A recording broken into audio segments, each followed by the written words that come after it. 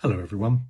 Our blog continues the theme of prayer and physical healing and asks what makes the difference. Philip Yancey writes that when confronted with a serious medical condition, Christians in developing countries pray for God to intervene. He suggests that we in the West, with our scientific view of the world, perhaps lack the faith needed to believe in miracles. Well, I don't know, but for me, there are many small miracles to witness in our lives, if only we have eyes to see. Jesus said, "Come and see." There's reassurance and promise, I think, in his words. Jesus has something for us. He is opening himself to us and invites us in. He's gone ahead of us and prepared a place for us. Regardless of what's going on in our life, he makes it safe to move forward and take the next step in confidence. Come and see, he says. It's an invitation to find ourselves and discover new life. Last week, I visited an old friend who has been and continues to be a mentor to me. He sat in a recliner with his legs raised. His room was comfortable. It had a twin bed, a desk, a chair, a television. And for the last few months, this is where he's lived, in this retirement home where he gets support for his health. He has a fractured hip and problems with his legs. Before this, he lived with his family, immersed in a life of prayer, and was active within his community. That was his home, his vocation, his life.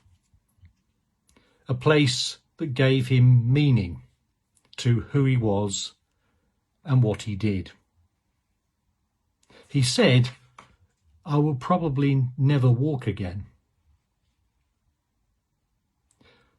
I don't think I'll be going home. And that's painful for me," he said. I nodded, not really sure what to say. And then he said, "All of this is in God's providence. God is no longer back there at home. It's all changed. He's now here. I have work to do in this place. I'm part of this community, and I have plenty of time to pray." Here is someone who has heard the invitation to come and see.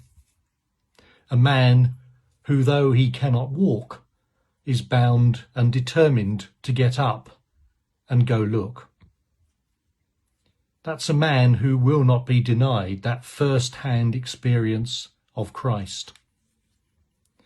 First-hand experiences are not determined by or conditioned on our life circumstances or where we live.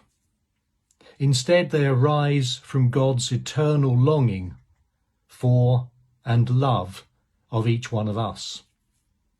In every circumstance of our life, good or bad, desired or hated, Jesus is calling us to himself. Come and see, he says. I believe it's through having a willingness to be open to God that we can have hope in the future. Hope that God will walk with us no matter what our circumstances are. That we may learn to walk with God and prayerfully engage with God. I wonder what Jesus wants to show you today. How might he be offering himself to you? Come and see, he says. Look at your life. What do you see? Is it full and abundant? Come and see. Empty or desolate? Come and see.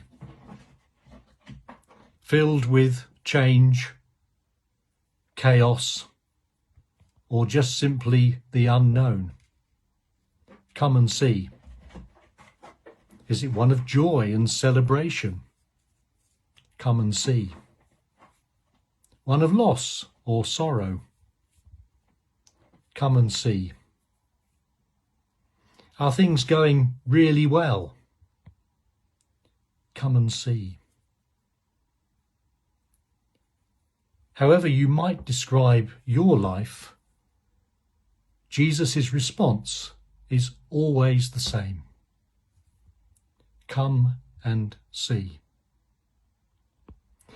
Have a good day.